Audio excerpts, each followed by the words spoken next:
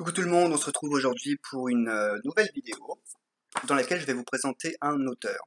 Alors jusque-là, j'ai pas présenté ni de livre ni d'auteur sur ma chaîne pour la simple et bonne raison que d'une manière générale, je lis des livres qu'en anglais. Donc je me suis dit, je vais pas vous présenter des auteurs ou des livres en particulier que vous ne pourrez pas forcément lire. Sauf que, il y a quelques jours, j'ai appris que cet auteur va être traduit en français en janvier 2019. J'ai mes notes juste à côté. Trois livres vont sortir en janvier 2019. Un livre sur la Morrigan, un livre sur Brigid et un livre qu'ils ont traduit par Magie Féerique. Je ne suis pas tout à fait d'accord avec cette traduction, mais ça ne regarde que moi. Et donc cet auteur, c'est Morgan Daimler. Alors, il me semble que vous avez déjà dû voir ce livre, au moins dans la vidéo sur le reconstructionnisme, je pense, et on y reviendra. Donc Morgan Daimler, qui est-elle? Alors on a une petite présentation d'ailleurs derrière.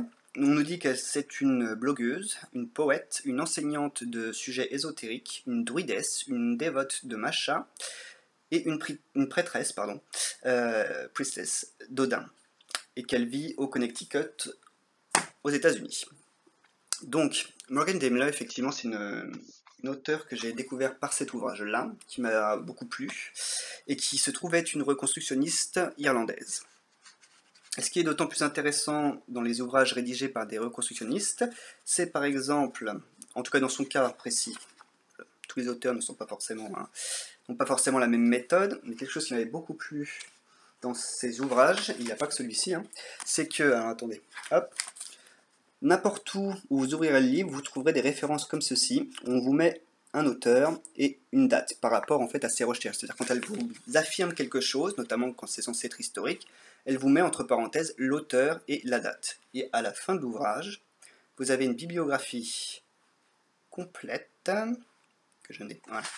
Là, vous avez carrément 3 pages de bibliographie avec donc une bibliographie qui a été rédigée de manière académique. Le nom en premier, suivi du prénom, le nom de l'ouvrage, la date, etc., l'éditeur et compagnie, bref. Et donc voilà, tout est complet, vous pouvez vous-même aller vérifier finalement ses dires et ses recherches et la façon dont elle a structuré et construit son ouvrage en fonction de ses recherches. Et c'est donc évidemment une ressource une approche déjà, une méthode sérieuse, et une ressource également pour ceux qui veulent aller chercher plus loin, puisqu'effectivement la plupart de ses ouvrages, alors elle a écrit des livres, attendez, je mets la charrue avant les bœufs. Elle a écrit donc un livre effectivement sur le reconstructionnisme irlandais, qui va d'ailleurs de pair, pour ceux qui sont intéressés par cette religion, avec un abrégé des dieux et déesses irlandaises. Du coup ça vous fait un combo assez sympa pour découvrir le reconstructionnisme irlandais. Ceux-ci ne sont pas encore en projet de traduction pour ce que j'en sais. Peut-être que ça sortira, peut-être pas. On verra bien. Elle a écrit également donc pas mal d'ouvrages sur des dieux et déesses. Donc Brigid, hop, par exemple. J'en ai un sur Odin également. Et j'en ai un sur le Dagda, voilà. Il y en a 2 autres normalement qui vont sortir. Il y en a un qui va sortir en anglais, sur Manannán mac Lia, et il doit y en avoir encore un autre dont j'ai oublié le titre. Voilà. Puis bien sûr, il y a le livre sur la Morrigan que je ne possède pas, mais qui est déjà sorti depuis quelques années. En anglais, en tout cas. Et donc bientôt en français. Elle a écrit également donc des livres sur la sorcellerie féerique, une série de romans aussi, et elle a pas mal rédigé également d'articles dans des magazines païens et ésotériques. Et donc une bonne majorité de ses ouvrages ont été publiés par cette édition Moon Books, que j'aime beaucoup, donc je suis assez content qu'une maison d'édition française s'y intéresse également. Et notamment donc, dans la série ici, Pagan Portals, qui sont des livres en fait assez fins, assez courts, qui se veulent fins, assez courts, sans pour autant être vides, c'est-à-dire que vous avez lu ça, vous avez déjà une bonne base de connaissances sur le sujet évoqué. Et il y en a sur tous les sujets, il n'y a pas que les divinités, il n'y a pas que les religions. Alors attendez, j'ai des exemples ici. Voilà, par exemple ici j'ai un livre qui est écrit par Nimi Brown sur la spiritualité sans structure. Voilà, qui sait, celui-là aussi peut-être sortir en français. Sur la magie, alors celui-là c'est pas un Pagan Portals, si, c'en est un. Sur la magie lunaire, j'en ai un sur la Hedge Druidcraft, qui est elle aussi une auteure que j'aime beaucoup, je vous la présenterai peut-être.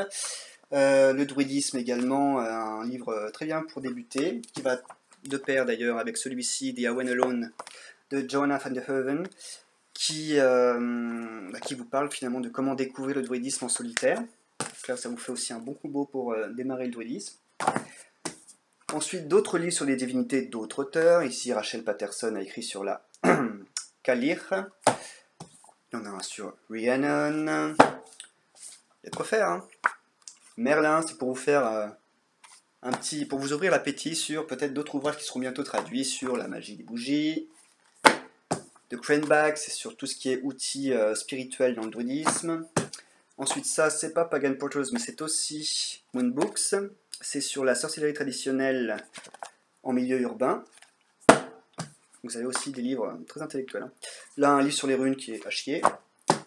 Un livre très sympa d'une néo-païenne qui écrit notamment des poèmes et des petites histoires alors qu'elle combattait la dépression. Hop. Sorcellerie traditionnelle et le renouveau païen.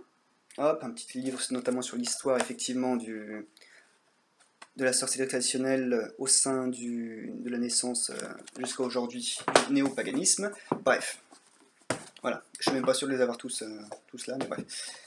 C'est donc un aperçu général du genre d'ouvrage qui est publié chez Moonbooks et que vous pourrez donc peut-être retrouver en français si je pense ceux-ci ont du succès. Il n'y a pas de raison qu'ils ne en traduisent pas d'autres.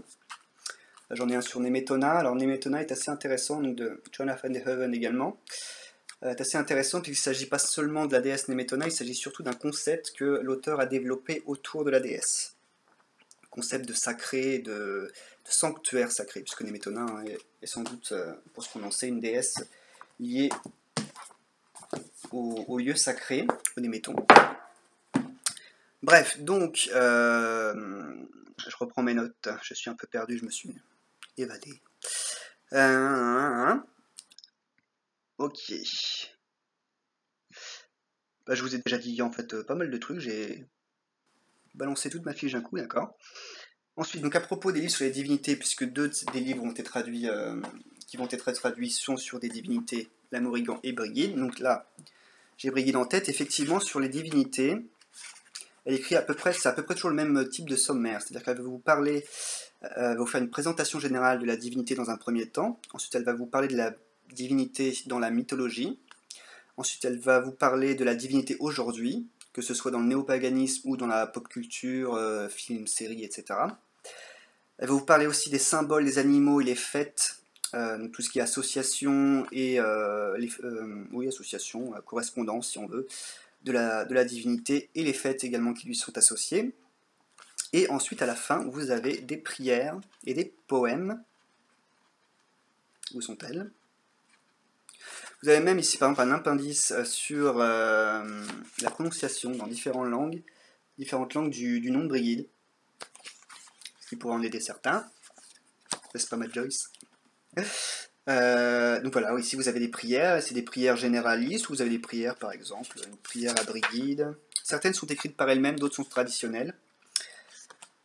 Je viens de voir passer mais je la retrouve pas, une prière sur, en cas de mal de dents, prière à Brigid. Voilà. Hop. Vous l'aurez donc dans la traduction française certainement.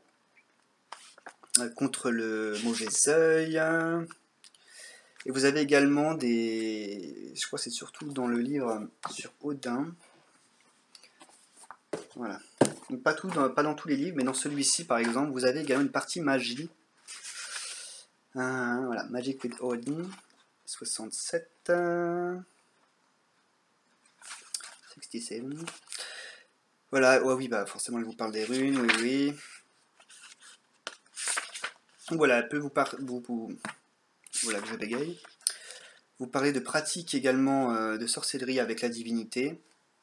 Je crois qu'elle l'a fait, et encore là c'est très court. Je crois qu'elle l'a fait que pour Odin. J'ai pas le souvenir d'avoir lu ça dans Brigid ou dans le Dagda. Bref, donc voilà, parfois de la magie. Ces livres, du coup, évidemment, la question c'est combien ça coûte. En anglais, pour ceux qui savent lire l'anglais, 6 €, et il n'y a pas de frais de port. Quand vous commandez sur Amazon, il n'y a pas de frais de port, même si ça vient de l'étranger. 6 € ce genre de livre. En français, malheureusement, c'est le double. 12 €. Bonne raison de se mettre à l'anglais. Encore un petit clin d'œil à ma Joyce. Donc 12 € effectivement, alors bon, même s'il y a la traduction, etc., je trouve que c'est exagéré. Surtout que ce sont des livres donc, qui se veulent très courts, hein, c'est même fait exprès, c'est le principe même de la série Pagan Portals. Donc voilà, 12 €, je trouve ça un peu de l'arnaque, surtout que je ne suis pas satisfait concernant la maison d'édition en question, je ne suis pas du tout satisfait de la qualité de leur traduction, donc bon, voilà, 6 € de plus, je trouve ça un peu exagéré. Mais enfin bon, peu importe, c'est vous qui voyez de toute manière.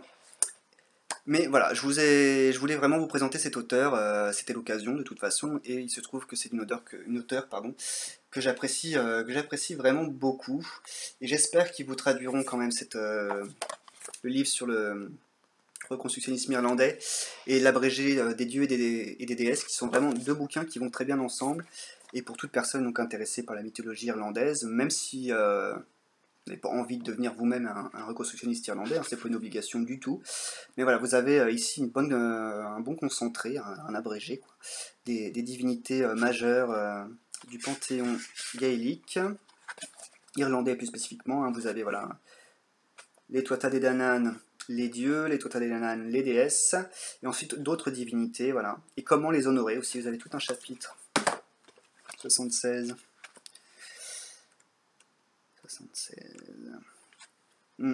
Tout un chapitre également sur comment on fait en fin de compte. C'est bien de savoir les divinités, ok, dans la mythologie, ok, fonction, symbole, ok, mais ensuite qu'est-ce que j'en fais? Eh ben, elle vous en parle. Voilà, et elle vous en parle également là-dedans d'ailleurs. Bon voilà, donc en gros, achetez. Voilà, enfin achetez. Si vous pouvez prendre en anglais, prenez en anglais pour pas vous faire arnaquer, mais sinon, vous pouvez y aller, c'est vraiment une auteure que j'estime être sérieuse dans sa méthode et être très intéressante également dans sa façon d'approcher notamment les divinités, hein, en comparant histoire d'un côté, histoire et mythologie, les deux, histoire et mythologie, et de l'autre côté son expérience personnelle. Voilà, elle n'écrit pas sur des divinités, elle ne vous fait pas tout un bouquin sur une divinité qu'elle ne connaît pas. Ou alors si jamais elle le ferait, je pense qu'elle le dirait, mais en tout cas dans celle-ci, à chaque fois, dans les bouquins qui sont sortis, à chaque fois elle vous dit, voilà, mon expérience à moi, c'est ça. Donc ce qui vous permet donc de comparer éventuellement, et si vous-même vous vous lancez dans comment on dit, pas une dévotion, mais si vous commencez à révérer la divinité en question, vous pouvez comparer vos expériences avec celles de l'auteur, ce qui ne signifie pas pour autant que vous allez faire la même expérience que l'auteur, évidemment, mais ça vous permet quand même d'avoir une vision qui est plus proche, si vous voulez. Une vision qui n'est pas figée dans le temps ou dans le passé, c'est-à-dire une approche qui serait uniquement historique et mythologique. Voilà, je pense que j'ai assez déblatéré sur Morgan Daimler. Et eh bien rendez-vous en janvier 2019 pour ceux qui auront commandé certains de ces ouvrages. N'hésitez pas à repasser sur la vidéo et à me laisser en commentaire si vous avez apprécié ou non donc l'auteur et les ouvrages en question. Voilà, je vous dis à bientôt dans une prochaine vidéo.